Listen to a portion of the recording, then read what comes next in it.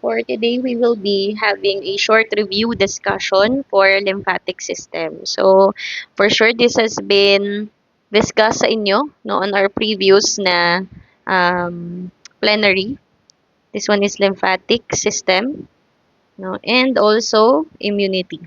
So this is just a short review, much like a summary of what you have discussed on our previous discussion on the plenary. So I will not be able to discuss this short summary or discussion face to face, no? Kasi we will be having shifting exam, your quiz on lymphatic, and for section 2, I think we will be having endocrine quiz. So I'll be doing this short overview of lymphatic system and short review for lymphatic system on this video. So, let's start with the function muna tayo ng ating lymphatic system. So, according sa na-discuss natin on our previous na discussion, isa sa main function ng ating lymphatic system is for fluid balance. So, we will discuss later kung bakit. No? Since ang ating capillaries and our blood, no, our capillaries, which is yung smallest na unit no for our blood vessels, and our lymphatic system is highly connected no. So this is because yung ating capillaries no ay kumbaga ito ay governed by a specific pressure. We call blood pressure yung hydrostatic pressure and osmotic pressure. This might seem complicated pero ang shortcut nito into thinking is every transaction from your body ng inyong dugo, no? Ay kumbaga umiikot sa blood vessel to capillary and lymph. Now, from this one, mas maraming fluid kasi ang lumalabas kaysa bumabalik sa ating mga capillaries. So, say for example, this is from the data. Hold on. Ito lang color. Ayan. So, approximately, this is not in your book and I will also not include this. This is just for you to estimate and just for you to check kung ano yung nangyayari inside your body and sa fluid no, inside your body. 20 liters per day yung lumalabas sa ating capillary. Okay? So, sa ating capillaries. And ang bumabalik lang sa circulation natin through blood vessel and capillaries ay 17 liters per day. Yan lang bumabalik. So, ibig sabihin, meron pang 3 litro na hindi dumidiretso sa capillary natin. This is because hindi naman pantay kasi at hindi perfect ang osmotic pressure between the capillary, kung ano yung pumapasok, di ba? Ito yung capillary kung saan dumadalo yung blood. Hindi, then this one is your tissue. And then anything between them is called your interstitial space. So, anything in between them, hindi siya pantay-pantay yung pressure. So, meron tayong mga nakakalagpas at naiiwan sa interstitial space natin ng mga fluid. And that is your 3 liters. Now, ano mangyayari sa 3 liters na yan? Yan po yung dadaan sa ating mga lymphatic lymphatic vessels. Okay? And then, idadalhin yan papunta sa ating mga lymphatic organs. Okay? Para ma-reuse ng ating body as a fluid. So, ganun yung nangyayari. Kaya, yun yung, kumbaga, simplest explanation dun sa fluid balance. Kasi kung hindi, magkakaroon tayo ng pamamanas. No? Alam niyo ba yung term na pamamanas? Ito yung edema. Yung namamanas or parang nagiging puffy yung skin natin. And usually, kapag may problem sa lymphatic or sa di ba yung mga high blood, yung may mga problem sa kidney, yung mga yan, may problem sa regulation ng water in their body. Usually, kapag na-hospital sila, nakikita nyo, namamanas sila. So, dahil yon sa too much, itong 3 liter, dahil hindi normal, yung pagpalitan, pagpasok at paglabas sa mga capillary, maybe due to high pressure, naiiwan siya dun sa interstitial space, no, malapit sa tissue, which is nagkakosyon ng pamamanas ng ating katawan. So, kaya ang ating lymphatic system is isa sa kanyang function is to regulate fluid balance. Okay. Number 2 natin is fat absorption. So, more on, ang responsible for mali spelling ko, hold on. Fat absorption. Ayan. Fat absorption. No? Responsible dito yung lacteals, no? Na natin tinatawag na makikita natin sa digestive tract because they absorb lipids, no? And yung lipids na yon, yung mga fluids na yon, no, it is converted into fluid, no? Yung mga lipid is converted from the digestive tract through the lymphatic vessels, no? And magiging lacteal yun. Yung fluid na yon, tatawagin natin siyang chyle, and it will be carried to the venous circulation. Usually, kapag kakain pa lang, pag nagtrabaho na kayo sa ospital, makikita niya sa tube na sobrang blurry nitong area na ito. No? Kumbaga, kapag sinentrifuge nyo, this one is your blood, ito yung packed red blood cell, di ba? Nasisegregate natin yung levels kapag sinicentrifuge or iniikot natin. Itong top na to, kapag kakakain pa lang, sobrang labo. No? Yun, nandun yung chyle, nandun yung fats, yung lipids na pagkakain pa lang. Now, yung chyle na yon, ito ay dadalhin sa venous circulation. Kaya, yun yung nakukuha natin. Bakit yun nakukuha natin pagkakakain lang, lalo na kapag matataba? Kasi venous circulation. Kapag nag-extract kayo ng dugo, hindi man tayo sa artery kumukuha, kundi sa venous blood. Okay? So, that's yung fat absorption na function niya. Oh my God, sorry. And then, next, number 3 natin is yung defense. So, syempre, nasa lymphatic system natin, sa mga lymphatic organ natin, naninirahan yung ating mga immune cell. Okay, so, okay, dito na tayo sa ating immunity. Alright. Ito, by the way, yung part ng ating lymphatic system, yung kulay green natin dito. We have the palatine tonsils, submandibular node, no? Ito naman, naaralin nyo pa rin ito sa laboratory, no? Though I wouldn't put this on the quiz na ipipinpoint na ano ito, anong part na ito. Kasi it's part of your laboratory and you should memorize this on your laboratory aspect, no? Sa laboratory, bukod dito, you might check into the microscope kung ano itsura, lalo na yung spleen natin, yung mga lymph node, no? Makikita nyo yan lahat kasi I think meron tayong specimen yan sa taas. So, I don't know lang kung pinapacheck din sa inyo yung mga itsura niyan under the microscope or yung microscopic view nila. But if so, try to check yan. Yung sa thymus, I think meron tayo niyan. The thymus, lymphatic vessels, spleen, lymph node, meron tayong mga ganyan na specimen sa taas. Okay? So, let's move forward muna sa ating immunity. No? So, ito kasi ay part ng isang subject ninyo bilang medtech. You will discuss this on your, I think, third year. That's your immunosero. Immunology for the principal, serology for the main actions or the main activities na ina-applyan natin ng immunology. So, sa immunity natin, okay, anong natutunan ninyo last Saturday ba? Saturday ba kayo? Immunity natin, nahahati sa dalawa. Tama? Yung ating immunity, we have the innate immunity. Okay, we have the innate immunity. And we have the adaptive. Adaptive. And we have the innate. Ito yung non-specific. Tama? Non-specific. And si adaptive natin, ito yung specific. Okay? So, paano nyo ito tatandaan? Bukod sa letter, parehas nilang may N. Okay, innate and N. And then, si adaptive ay si specific. So, on this one, kapag naintindihan nyo yung main principle, kahit hindi nyo natandaan yung NN, kasi you'll realize na kapag innate, non-specific siya. Ibig sabihin, present na siya, hindi siya nag-adapt. Okay, nag-exist na siya sa katawan nyo before pa. So, kahit sino niyan, ita-target niya. Kapag adaptive naman, may specific na, kasi nakapag-adapt na siya. So, ganun siya tatandaan as principles. Okay? So, iisa-isahin natin yung laman ng innate immunity ninyo and yung adaptive immunity. For innate immunity, tatandaan nyo, this is present at birth. No, bata pa lang meron tayo nito. Defense against any pathogen siya. No? And same response every time the body is exposed. So, kadalasan, ang mga laman nito kagaya ng mga tears natin. No? Isa-isahin natin later.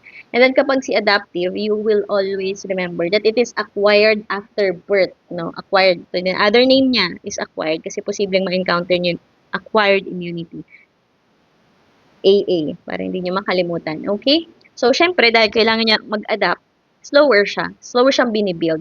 Pero, ang maganda kay adaptive, kapag first time niya na nakasalamuha yung sakit, okay, medyo mabagal pa siya kasi nagbubuo pa siya ng immune cells regarding that sakit. So, at first time, slow siya. Pero at second time, dahil kilala na niya, inaabangan na niya yung sakit. Kapag nakita na niya, parang familiar tong itsurang to, okay, papatayin ko na to. Parang ganun siya. Okay, ganun si adaptive. So, at first, mabagal talaga siya. Pero kapag nakilala na niya, yung target niyang sakit, mas magbilis, mas specific, hindi na siya magke-question pa, o teka, siya ba yun talaga? Wala nang mga ganun tanong, aatakihin na niya siya. So, specific siya, kasi it recognize particular substance. Sino si specific? Si adaptive, ha? And ito ay merong memory. As I've said kanina, kapag natandaan niya na, uy, kilala ko to, nakita ko na to before, yun na yung aatakihin niya. Hindi na siya maghahanap pa kung sino or ano yung dapat natandaan niya kung paano niya aatakihin. No, nakalagay na siya specific kung paano niya aatakihin, ano ipapatay niya, ano yung specific na protocol regarding it. Okay? Now, so ang ating adaptive immunity, kasama po dito ang ating mga B and T cells. So, iisahin natin. Iisa-isahin natin yan. And remember, kapag sinabi nating adaptive, meron siyang dalawang klase, which is si antibody-mediated. Mali spelling ko. Hold on. And, antibody-mediated. At saka sino? Cell-mediated. Okay, cell-mediated. Si antibody, dyan papasok yung mga immunoglobulins natin. And we have cell-mediated, which is yung ating mga lymphocytes. Didiscuss natin yan isa-isa mamaya. So, una, dito tayo kay innate. Tatandaan nyo si innate. Innate muna. Meron tayong, siguro ibababa ko to, no? Hold on.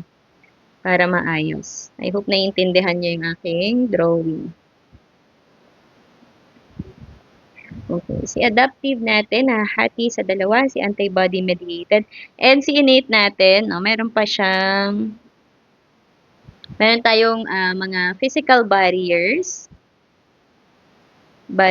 Sorry sa pangit na sulat. Meron din siyang mga chemical mediators. Ito ay tandaan nyo, kasi pagdating nyo ng third year, ito ulit yung makakasalamuhan ninyo. Okay, like antihistamine kapag na-allergy kayo, that's your innate, no? Innate immunity po yan. And then we have yung cells ng immune system that is also involved, no, sa innate immunity. Yung mga cells of immune system. Okay?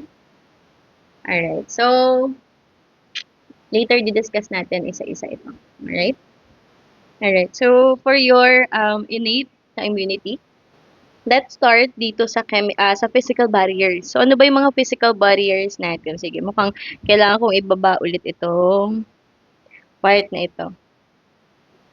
Ay, tama yung Y. Hold on, guys.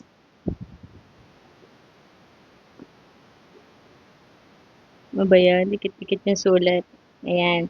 So, sa mga physical barriers natin, kasama po dito, sino yun? Si tears, no? 'Di ba? Kapag may mga napuwing kayo or may pumasok sa mata natin, ini para sa atin na ikisap yung mata natin and produce a lot of tears para matanggal yung ating mga debris na posibleng nandun sa ating eyes. Saliva, 'di ba? Kapag merong mga phlegm or a way for us to expel or may nakain tayong hindi maganda or siguro bulok, no?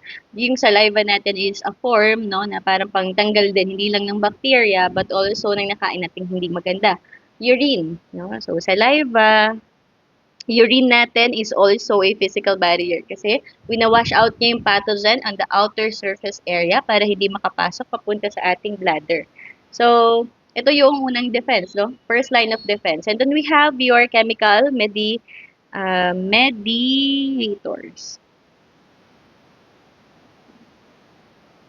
And when we say chemical mediators, ito yung mga lysozymes natin.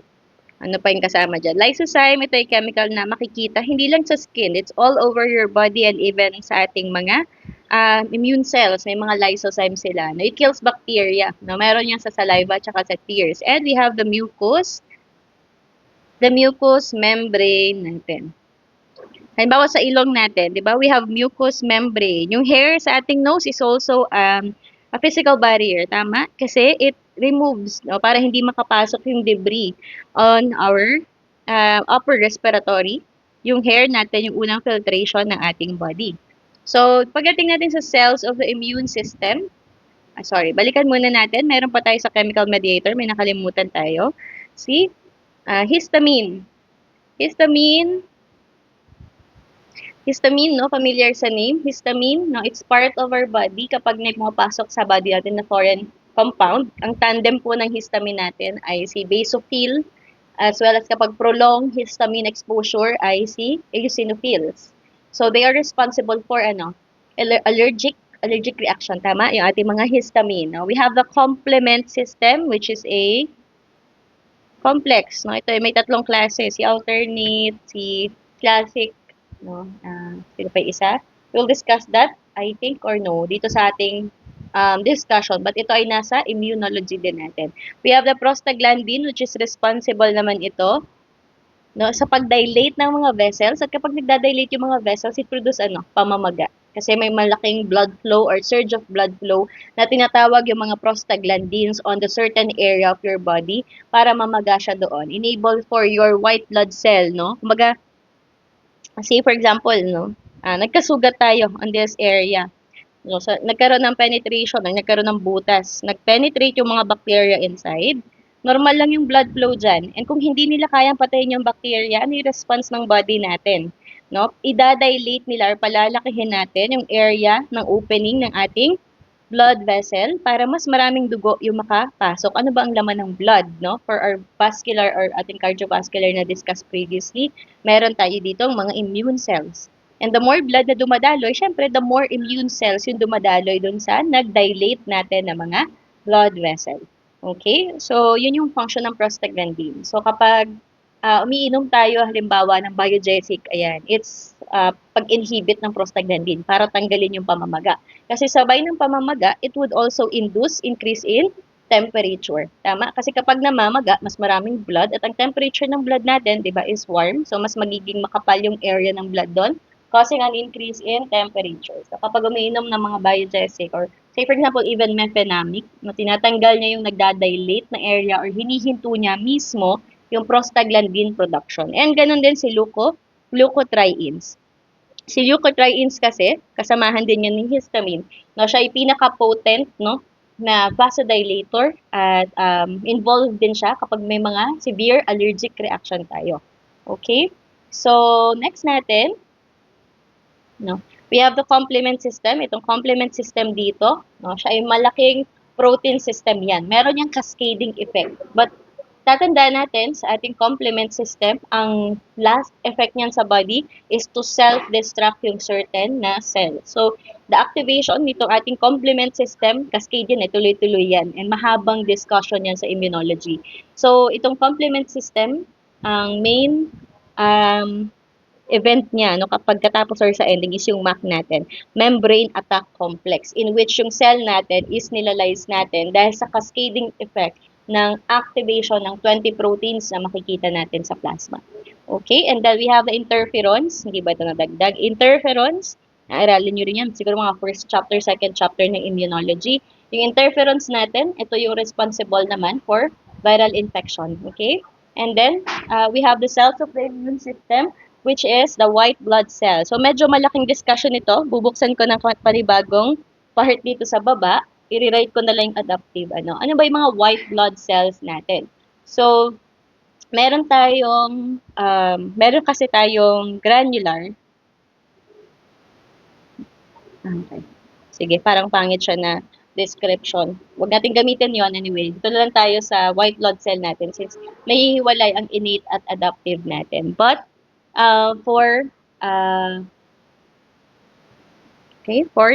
tandaan ha, this one is innate. Innate. Kasi both innate and adaptive, meron tayo parehas dito na immune cells. Okay? So, itong sa innate part natin ng immune cells, meron tayong phagocytic. Ibig sabihin ng phagocytic, ibig sabihin yan, kaya niyang i-devour, kaya niyang kainin, no, yung mga bacteria. If you're able to find a GIF or a video of a certain macrophage na kinakain yung certain bacteria, makikita niyo siya online kung paano niya ini-enclose, no, yung mga bacteria, para siyang Pac-Man, hanggang sa ma-enclose siya sa loob. And then after niyan, may cascade na mangyari sa loob and then sasabog or maglalyse itong certain macrophage natin. No, yun yung effective na phagocytosis. So, sa mga phagocytic cell natin, meron tayong neutrophils. Tatandaan nyo lamang kay neutrophils, responsible ito for bacteria. Now, these are the cells na responsible to attack the bacteria. Okay? And then, for macrophage, ganun din siya, bacteria din siya. But initially, ang mga macrophage natin, kung natatandaan ninyo, sa tissue discussion natin, all over our body, meron tayong mga macrophage. Say, for example, anong tawag sa macrophage sa liver? Di ba, Kupffer cell? May macrophage tayo sa bones, may macrophage tayo sa brain. Iba-iba yung tawag natin for that. However, ang macrophage natin sa blood, tinatawag natin siyang monocyte. Okay? And so dito sa discussion natin ng immune cell, we call it monocyte, no? Ang mga monocyte, it leaves the blood and enters the tissues. So, parang si neutrophil, kinakain din niya ang ating mga bacteria. Okay? And then meron tayong non-phagocytic type of cells for our innate, which is, sino yun? Si eosinophils, and si basophil. Now, si basophil, dapat pala 30 minutes discussion lang to, no? Kasi baka ma-bombard kayo, syempre, nag-discuss na kayo sa plenary. For your eosinophil, responsible sa parasitic infection and also allergies. Okay? And for the basophil, also allergic reaction. For basophil, siya ay pang mabilisan na response for allergies. Pero pag chronic, lagi kayo na-expose sa same pollen, same balahibo ng mga pusa or aso kung allergic man kayo, or sa molds, no? Kapag ulit-ulit na exposure, ang mataas na makikita nyo na sa laboratory is eosinophil. Okay, so ang kulay ng baso is dark blue yan under the microscope, and si eosinophil is nagiging orange, no? Orange ang kulay niya, and bilog. Dalawa ang kanyang nucleus. Now, tatandaan, for basophil, ang katandem lang niya lagi ay si mast cell. No? And they are both made in the red bone marrow, and si basophil then is responsible to release histamine, and your L3 or yung leukotrienes. Okay? So they can be activated by innate immunity or by complement. Alright? Sa asthma, responsible din dyan ay si eosinophils. Okay? And then meron tayong kakaibang cell for our innate, si natural killer cell. Nakapanood na ba kayong cells at work? Si natural killer cell doon tinatawag kapag extreme yung mga scenario. Kapag may cancer cell, kapag may virus na hindi matanggal, kapag may bacteria na hindi na kinaya ng neutrophil, si NK cells na yung lumalabas. Si NK cell kasi wala siyang specificity. It lacks specificity. Kahit sino makasalumuha niya na foreign debris, papatayin niya. Ganon siya. Siya yung mga assassins ng ating um, ng ating immune cell. Yung NK cells natin, type pa rin siya ng lymphocyte. But I would say, ang NK cells natin, wala to sa book nyo, is a bridge.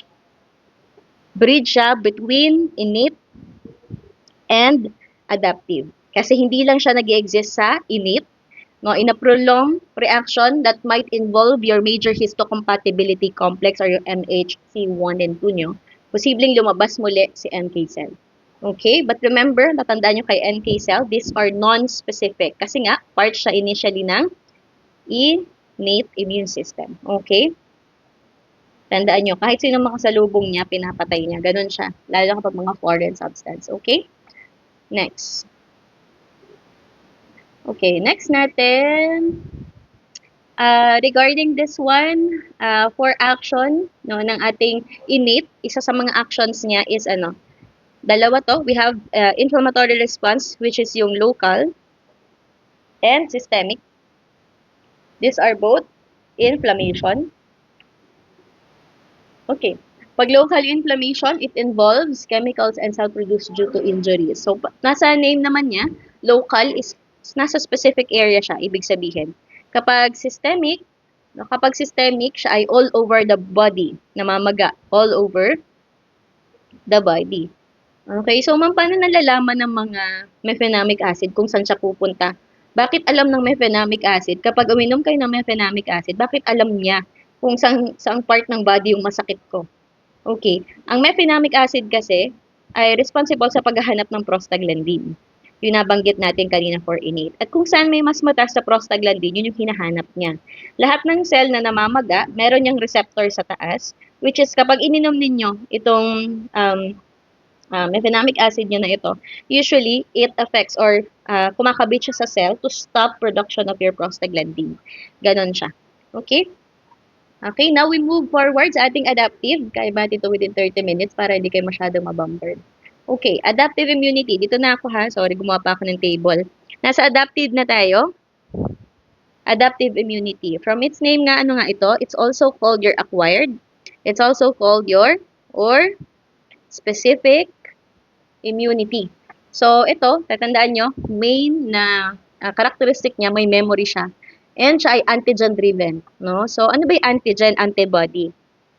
We have antigen and antibody.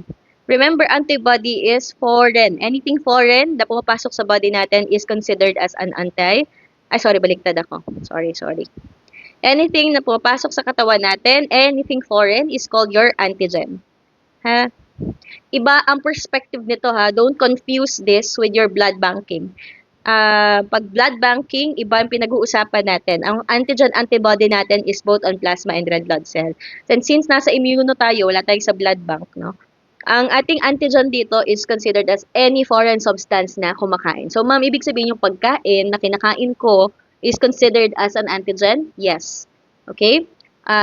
Kahit ano na foreign substance, hindi natural na nasa sa loob ng katawan mo is considered as antigen. Kaya po pag kumakain tayo, tumataas ang white blood cell natin because we are intaking an antigen. We are intaking a foreign substance. So, kung lumabas man to sa question or sa board exam, kasi ito ay board question, ang pag-iyak, pagkain, parehas po yan nakakataas ng ating white blood cell. And therefore, it can cause a lot of inflammations all over our body.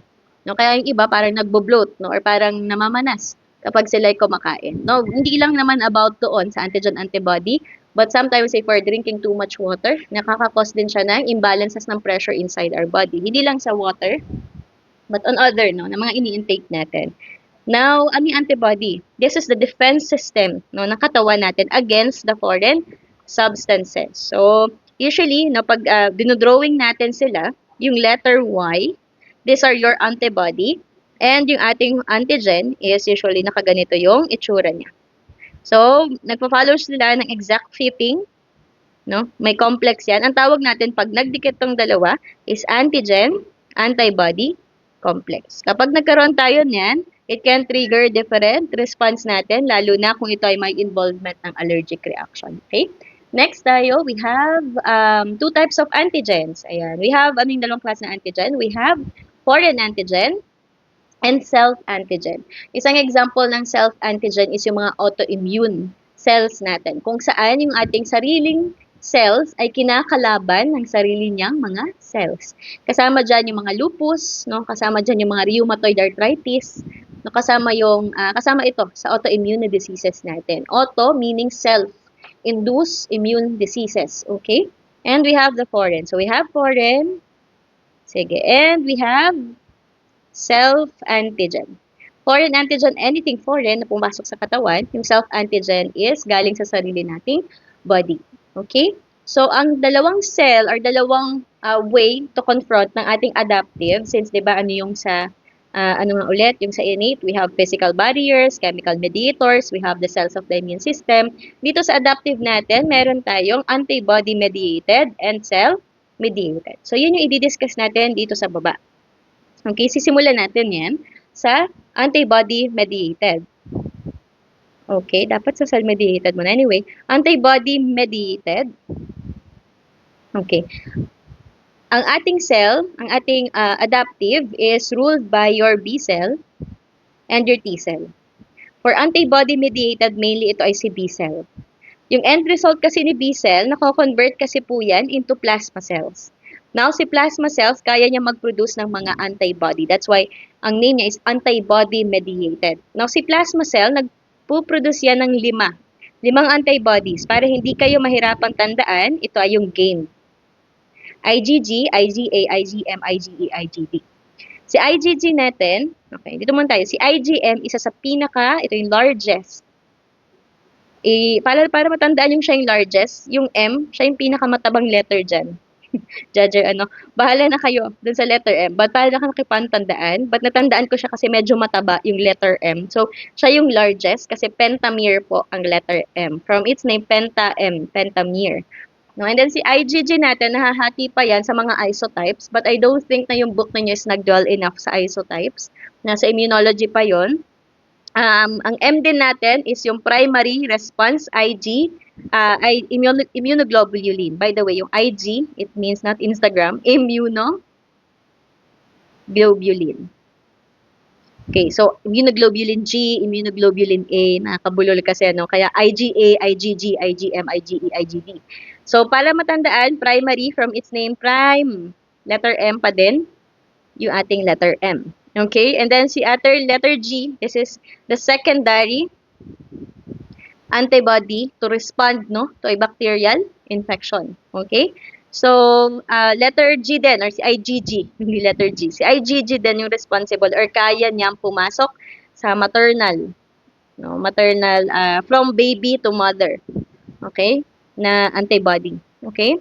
So, si IgA, ay, sorry, IgA ulit. Si IgA naman, yung makikita natin sa mga tears, no? Sa mga fluids, saliva, no? Then, IgA po yan. Si IgE naman, siya ay for your parasitic infection. Kasama niya si basil, si AO, at saka si mast cell. And then we have si IgD.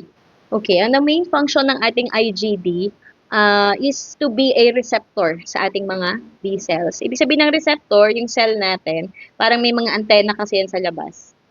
No, to detect certain na mga, say, for example, mga foreign substance. And kapag na-detect nyo itong antena na to, halimbawa, B cell yan, na may ganito, yung B cell natin will in then, um, halimbawa, activate certain chemicals for them to activate another na mga B cell or plasma cell at dumami sila to produce certain antibody in our body. Okay, naintindihan? So, IgD is more of a B cell receptor. Okay? So, next natin, ito ang tinatawag nating antibody mediated immunity. Kapag naman may cell-mediated, ito yung medyo komplikadong part no, ng ating komplikadong part ng ating adaptive. But before we go to that, let's have a brief na huling introduction ko for your B cell that creates a plasma cell that creates this immunoglobulin. Ang ating B cell po ay, syempre, ito ay type ng lymphocytes natin. Siya ay responsible for, ano ulit, antibody mediated. Siya ay nagmamature. Tandaan niyo to ha, siya ay nagmamature. Siya ay nakikreate muna. Sorry. Siya ay created and mature in red bone marrow. Kasi guys, si T-cell, tatandaan nyo ha, B, bone marrow. Siya ay parehas nakikreate at nagmamature. Si T-cell kasi po, si T-cell ay nakikreate pa rin, created, or produce, in red bone marrow. Pero si T-cell natin, nagmamature po yan sa thymus. Thymus for T-cell. Okay? Matured in thymus. Now, si T-cell po, kung si B-cell ay responsible, balikan ko yung ating graph dito, for antibody-mediated. Sa cell-mediated, ang responsible dito actually is collection of B and T-cell, but mainly T-cells. Okay, and for T-cells, sorry, parang humaba na yung discussion ko. For T-cells natin, which is your cell-mediated, ano to? Adaptive or innate? This one is adaptive immunity, ang haba na ng title niya. But remember that, okay? Ang ating T-cells naman ay, again, nagmamature siya sa thymus. Ano ba? May 4 na klase. Tama ba? 4 ba yung na-discuss sa inyo for T-cell? Or 2? 3. Actually, sa mga immunology book ay 3. Okay? Yung 3 yon ay si cytotoxic T-cell, si T-helper cell, at saka si regulator, T-regulator cell. Okay? Sa T-cell, cell-mediated adaptive immunity. Okay? So, meron tayong tinatawag na antigen recognition. So, yung lymphocyte natin have antigen receptor sa surface. Ito yung sinasabi ko. So, kung ito ay T-cell, may mga receptor siya na nasa tuktok. Again, yun yung antenna niya to detect na meron palang bacteria or viruses. Mostly kapag T-cell is viruses po ang kanyang inaatake or fungi or mga cancer cells. Okay? So, sa kanya yung mas mahirap na trabaho. Meron tayong tinatawag na major histocompatibility complex or yung MHC natin. It contains the binding site natin for antigen. No, nandito yan sa ibabaw ng ating cells. and it holds and present a process antigen on the surface of the membrane. So it bind to antigen receptor and B or T cell and stimulate a response. Now, may dalawa tayong klase na major histocompatibility. MHC1, ito yung madalas itanong, please tandaan nyo to. Tsaka si MHC2. Ang tanong dyan lagi is ano daw klaseng T-cell ang responsible for this major histocompatibility complex. Kumbaga, ano yung di ba nasa surface sila, membrane.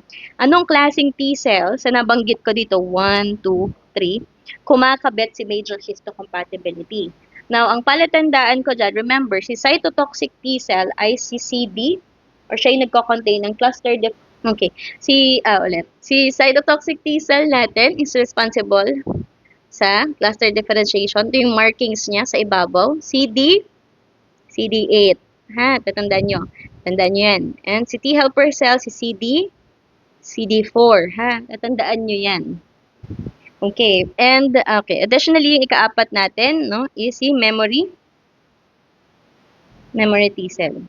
Okay? Ang importante for your CD or cluster differentiation, markings kasi yan sa ibabaw ng mga cytotoxic T cell natin. Yan yung directly kumo-connect sa atin sa mga major histocompatibility complex natin. Okay? So, ano nangyayari for that? Hold on, kuha lang ako ng picture for this para mas ma-imagine nyo. Ayan. So, for you to better understand kung ano nangyayari kay major histocompatibility at kay T cell, ganito itsura niya. Meron tayong mga antigen-presenting cell sa ating katawan. Ano bang responsibility nitong antigen-presenting cell na ito? Okay. Meron tayong iba't ibang klase ng APCs in our body. Sometimes it is B cell, sometimes may other cell pa sa ating body that is considered as like mga dendritic cell. No? It's too complicated but we call it APC or antigen-presenting cell. From its name, it presents antigen to the cell. Kaninong cell specifically? To your T cells. Now, this is your T cells. Itong kulay pula. Makikita nyo, ang tawag sa kanya is CD4 positive T cell. Ano ba yung CD4? Ito yon guys. Ay, sorry. Ito yon. Siya ay receptor na kumbaga para siya antena na nakatusok sa ating T cells. Now, yung antena na yan, it has a CD4 receptor. Kaya siya ay CD4 positive. Okay? Kung CD4 positive yan, anong tawag sa cell na yan? Okay. That's your T helper cell. Pag CD8 ang nakalagay, it's your cytotoxic T cell. So now, yung antigen-presenting cell na yan, may dala yang, halimbawa, virus. Okay? Or, disintegrated na virus or yung virus in itself. Or itong antigen-presenting cell na to, nanggaling to sa isang cell na infected. Now, itong antigen-presenting cell na yan, may nakadikit po yan sa ibabaw. Ano nakadikit? Dahil ito yung CD4, ang dapat nakadikit dyan is major histocompatibility class 2. Okay? So, si class 2, laging ang kakabitan niya ay sino? Ang kakabitan niya lagi ay si CD4 positive T cell, which is, sino yon? Si T helper cell. Gets? Okay. So, si class 1 naman, ganito rin yung itsura niya. But instead, si class 1 is responsible for your CD8, which is sino CD8? Cytotoxic T cell. So, this is CD8 plus, which is yung cytotoxic T cell. Okay? Okay. And then this one your epitope. No? Nakadikit na yan mismo. Yan yung tuktok no, ng ating mga antibodies or ng ating mga T cell receptor. Ganito lang yung nangyayari. Pine-present ni antigen-presenting cell yung foreign body-like virus to your T cell para ma-detect niya na, uy, may virus na nag-exist sa body mo. And then after nun, kapag nagkaroon na ng antigen-presenting cell, T cell complex, or itong pagdidikit na tong dalawang to, then magpo-proceed na sila to cascade, no, yung information sa other cell na, uy, may nag-exist na virus dito, kailangan natin padamihin pa yung CD4 natin or maglabas galing sa ating kuta, which is in this case, yung mga lymph node natin, kung saan nakatira yung mga mature T lymphocytes natin. Kaya, or minsan, dinadala nila sa lymph node, kaya di ba nagkakaroon tayo ng lymphadenopathy or namamaga yung mga lymph node natin kapag may nilalabanan tayong bacteria. Okay? So, remember this, para hindi nyo makalimutan na ang kapartner ni 1 ay 8, ginagawa ko dyan, minumultiply ko. So, 1 times 8 is still 8. 2 times 4 is still 8. Dapat lagi ang inyong product is 8. Okay, wala yun sa book, but it's how I understand and how I remember it. Kasi medyo komplikadong tandaan kung sinong major histocompatibility and nakakalito. Okay? And then for your cytotoxic T cell, remember it is CD8. Okay? And for T helper, ang palatandaan ko dyan, yung number 4 dito, mukhang letter T. So, siya yung 4, T helper cell. Tapos itong dalawang O, mukhang dalawang 8. Bahala na kayo guys, ha?